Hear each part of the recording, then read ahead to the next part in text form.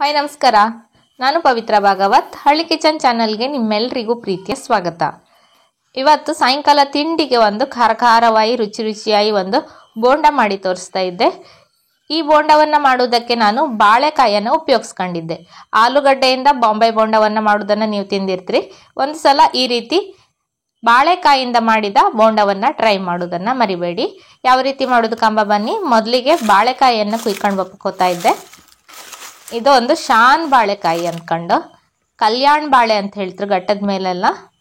ನಮ್ಮೂರಲ್ಲಿ ಇದಕ್ಕೆ ಶಾನ್ ಬಾಳೆ ಅಂತ ಹೇಳೋದು. ಸಾಂಬಾರಿಗೆಲ್ಲ ಉಪಯೋಗಿಸುವ ಬಾಳೆ ಮುರಿದು ಹೋಯ್ತು, ಸ್ವಲ್ಪ ದೊಡ್ಡ ಕೊನೆ ಬಂದಿದ್ದಿತ್ತು, ಬಾದಿ ಹೆಚ್ಚಾಗಿ ಮುರಿದು ಹೋಯ್ತು.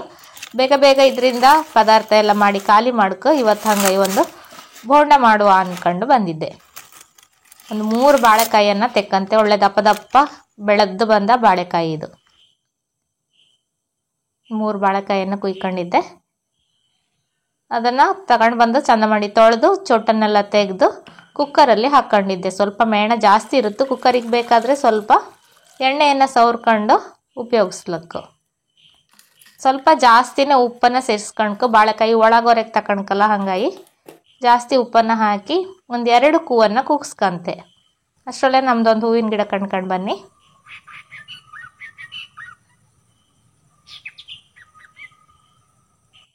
ಕುಕ್ಕರ್ ಕೂಗಿ ಸರಿ ತಣ್ಣಗಾಯಿತು. ಬಾಳೆಕಾಯಿ ಎಲ್ಲ ಲಾಯ್ಕ್ ಬೆಂದಿತ್ತು. ಇಷ್ಟು ಬೆಂದಾದ್ರ ಮೇಲೆ ಸಿಪ್ಪೆನ ಸೀದಾ ಬೇಗನೆ ಎಬ್ಸಕ್ಕೆ ಬತ್ತು. ಎಲ್ಲವನ್ನ ತೆಗೆದು ತಕ್ಕಂತೆ. ನಮಗೆ ಈ ಸಿಪ್ಪೆ ಎಲ್ಲ ವೇಸ್ಟ್ ಅಂತ ಅನಿಸೋದಿಲ್ಲ. ದನ ಎಲ್ಲ ಇದ್ದಿದ್ದರಿಂದ ಅವುಗಳಿಗೆ ಆಹಾರನೂ ಹತ್ತು, ನಮಗೂ ಒಂದು ತಿಂಡಿನೂ ಹತ್ತು. ಬೇಯಿಸ್ಕೊಂಡ ಬಾಳೆಕಾಯಿಯನ್ನು ಸರಿ ಮಾಡಿ ಪುಡಿ ಮಾಡ್ಕೊ. ಸ್ಮ್ಯಾಶರ್ ಇದ್ರೆ ಅದರೊಳಗೆ ಪುಡಿ ಮಾಡ್ಕೊಂಡು ನನ್ನ ಕೈ ಒಳಗೆ ಈ ರೀತಿ ಪುಡಿಯನ್ನು ಮಾಡ್ಕೊಂತೆ. ಸ್ವಲ್ಪ ಗಟ್ಟಿಯಾಗಿ ಇರುತ್ತೆ ಈ ಬಾಳೆಕಾಯಿ, ಬೆಳೆದು ಬಂದಂಗೂ ತುಂಬ ಗಟ್ಟಿ ಇರುತ್ತೆ. ಸರಿ ಮಾಡಿ ಪುಡಿ ಮಾಡ್ಕೊಳ್ಕೊ. ನಾವು ಉಪ್ಪು ಹಾಕಿ ಬೇಯಿಸಿದ್ರಿಂದ ಒಳಗೆಲ್ಲ ಉಪ್ಪು ಎಳ್ಕೊಂಡಿರುತ್ತೆ. ಈಗ ಒಂದು ಒಗ್ಗರಣೆಯನ್ನು ಮಾಡಿ ಪಲ್ಯವನ್ನು ತಯಾರು ಮಾಡುವ. ಒಗ್ಗರಣೆಗೆ ಎಣ್ಣೆಯನ್ನು ಹಾಕಿದ್ದೆ ಬಾಂಡೆಯಲ್ಲಿ. ಎಣ್ಣೆ ಬಿಸಿ ಆಗ್ತಾ ಇದ್ದ ಹಾಗೆ ಅದಕ್ಕೆ ಒಂದು ಸ್ವಲ್ಪ ಸಾಸಿವೆ, ಸ್ವಲ್ಪ ಉದ್ದಿನ ಬೇಳೆ, ಸಾಸಿವೆ ಎಲ್ಲ ಸರಿ ಚಟಪಟ ಸಿಡಿದ ಮೇಲೆ ಇದಕ್ಕೀಗ ಒಂದು ಸ್ವಲ್ಪ ಜೀರಿಗೆಯನ್ನು ಸೇರಿಸ್ಕೊತಾ ಇದ್ದೆ. ಬಾಳೆಕಾಯಿಗೆ ಸ್ವಲ್ಪ ಇಂಗು, ಜೀರಿಗೆ, ಓಮ ಎಲ್ಲ ಹಾಕಿದರೆ, ಶುಂಠಿ ಅದನ್ನೆಲ್ಲ ಹಾಕಿದರೆ ಸ್ವಲ್ಪ ವಾಯು ಕಡಿಮೆ ಆಗ್ತಂತ ಅಷ್ಟೇ. ಇಲ್ಲಾಂದರೆ ಸ್ವಲ್ಪ ವಾಯು ಸ್ವಲ್ಪ ಜಾಸ್ತಿ ಅಂತ ಹೇಳ್ತಾರೆ. ಈ ಥರ ಎಲ್ಲ ಹಾಕಿ ಮಾಡಿದರೆ ವಾಯು ಆಗ್ತಿಲ್ಲ. ನಂತರ ಒಂದು ಸ್ವಲ್ಪ ಕರಿಬೇವಿನ ಸೊಪ್ಪನ್ನು ಸೇರಿಸಿದ್ದೆ. ಅರಿಶಿನ, ನಂತರ ಸಣ್ಣ ಕಟ್ ಮಾಡಿದ ಒಂದು ಈರುಳ್ಳಿಯನ್ನು ಸೇರಿಸ್ಕೊತಾ ಇದ್ದೆ. ಚೌಕ ಕಟ್ ಮಾಡಿದ್ದು, ತುಂಬ ಸಣ್ಣಕ್ಕೆಲ್ಲ ಕಟ್ ಮಾಡಿದ್ದಲ್ಲ, ಸ್ವಲ್ಪ ದೊಡ್ಡ ಸೈಜಲ್ಲೇ ಇತ್ತು. ಕಟ್ ಮಾಡಿದ ಈರುಳ್ಳಿಯನ್ನು ಸೇರಿಸ್ಕೊಂಡು ಸ್ವಲ್ಪ ಬಾಡಿಸ್ಕೊಂತೆ.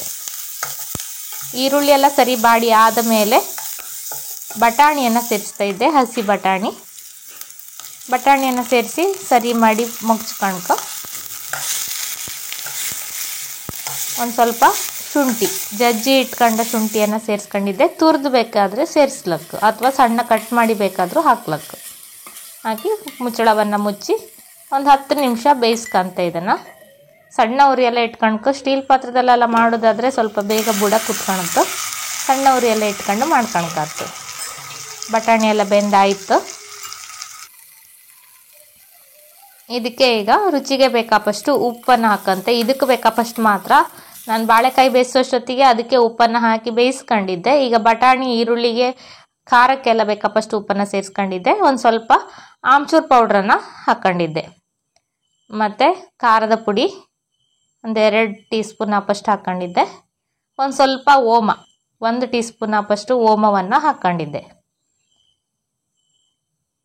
ಇದೇ ಉಪ್ಪು ಖಾರದ ಪುಡಿ ಮಾತ್ರ ಹಾಕಿ ಬಾಳೆಕಾಯಿಯನ್ನು ಹಾಕಿ ಮಾಡಿದರೆ ಪಲ್ಯವನ್ನು ಹತ್ತು.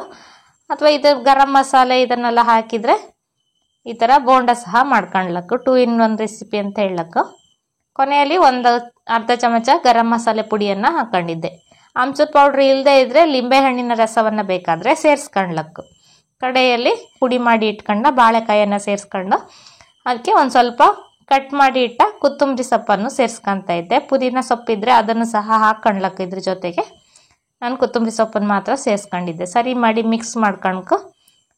ಬೆಂಕಿಯನ್ನು ಆಫ್ ಮಾಡ್ಕೊಳ್ಲಕ್ಕೆ ಇಷ್ಟ ಆದ ತಕ್ಷಣ. ಇದು ಬಾಳೆಕಾಯಲ್ಲಿ ನೀರಿನ ಅಂಶ ಎಲ್ಲ ಇದ್ರೆ ಏನು ತೊಂದರೆ ಇಲ್ಲ. ನೀವು 2-3 ದಿವಸ ಇಟ್ಕಂತೆ ಅಂತಿದ್ರೆ ಸರಿ ಮಾಡಿ ಕಾಸ್ಕೊಂಡ್ರು ತೊಂದರೆ ಇಲ್ಲ. ಎಲ್ಲವನ್ನು ಮಿಕ್ಸ್ ಮಾಡಿದ್ದೆ. ಇಂಗನ್ನು ಹಾಕೋದು ಮರ್ತೋಯ್ದಿತ್ತು. ಈಗ ಒಂದು ಸ್ವಲ್ಪ ಇಂಗನ್ನು ಸೇರಿಸ್ಕೊಂಡು ಸರಿ ಮಾಡಿ ಮಿಕ್ಸ್ ಮಾಡ್ಕೊಂತ ಸರಿ ತಣ್ಣಗಾದ ಮೇಲೆ ಅದನ್ನು ಉಂಡೆಯನ್ನು ಮಾಡ್ಕೊಂಡು ಬಾಂಬೆ ಬೋಂಡ ಎಲ್ಲ ಮಾಡೋಷ್ಟೊತ್ತಿಗೆ ಯಾವ ರೀತಿ ಉಂಡೆ ಮಾಡ್ಕೊಳತ್ತೋ ಅದೇ ಥರ ರೌಂಡಾಗಿ ಈ ಥರ ಉಂಡೆಯನ್ನು ಮಾಡ್ಕೊಳಕು. ಎಲ್ಲವನ್ನು ಇದೇ ರೀತಿ ಉಂಡೆ ಮಾಡಿ ಇಟ್ಕೊಂತೆ. ಇದಕ್ಕೆ ಒಂದು ಹಿಟ್ಟನ್ನು ಮಾಡ್ಕೊಳಕು. ಹಿಟ್ಟು ಮಾಡೋಕ್ಕೆ ಒಂದು ಸ್ವಲ್ಪ ಅಕ್ಕಿ ಹಿಟ್ಟು, ಅಷ್ಟೇ ಪ್ರಮಾಣದಲ್ಲಿ ಕಡಲೆ ಹಿಟ್ಟು, 1-2-3 ಚಮಚ ಆಪಷ್ಟು ಕಾರ್ನ್ಫ್ಲೋರನ್ನು ಹಾಕ್ಕೊಂಡಿದ್ದೆ. ಹಿಟ್ಟಿಗೆ ರುಚಿಗೆ ಬೇಕಾಪಷ್ಟು ಉಪ್ಪು, ಸ್ವಲ್ಪ ಅರಿಶಿಣದ ಪುಡಿ. ಖಾರ ಬೇಕಂತಿದ್ರೆ ಖಾರದ ಪುಡಿಯನ್ನು ಸೇರಿಸ್ಲಕ್ಕು. ನಾನು ಫಸ್ಟಿಗೆ ಖಾರದ ಪುಡಿಯನ್ನು ಸೇರಿಸಲಿಲ್ಲ, ಮಕ್ಕಳೆಲ್ಲ ತಿಂಬುದ್ರಿಂದ ಖಾರ ಅನ್ಕೊಂಡು ಖಾರದ ಪುಡಿಯನ್ನು ಸೇರಿಸಲಿಲ್ಲ.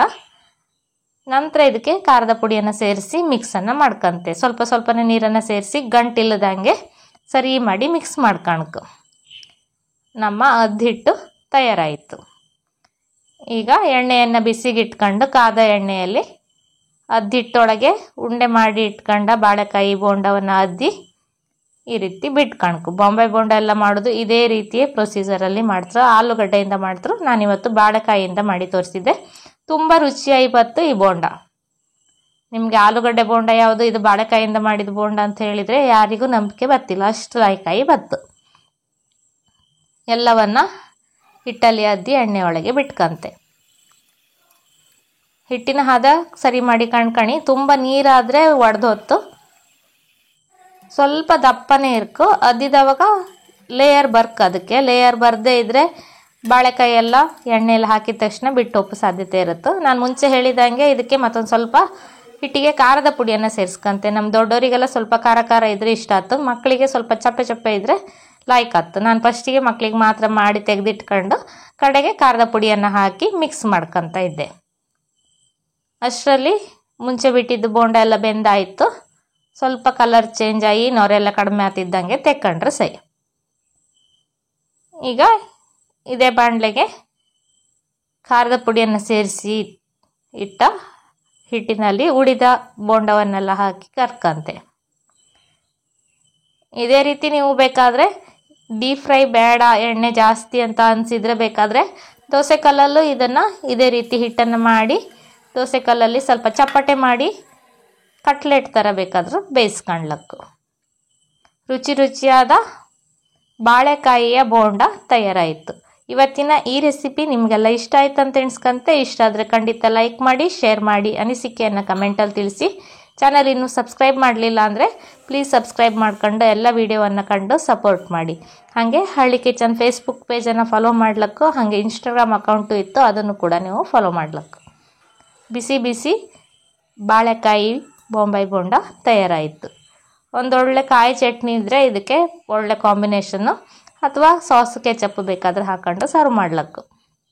ಇದೇ ರೀತಿ ಇನ್ನೊಂದು ಹೊಸ ರೆಸಿಪಿಯೊಂದಿಗೆ ಮುಂದಿನ ವಿಡಿಯೋದಲ್ಲಿ ಸಿಕ್ಕುವ. ಅಲ್ಲಿವರೆಗೂ ನಮಸ್ಕಾರ.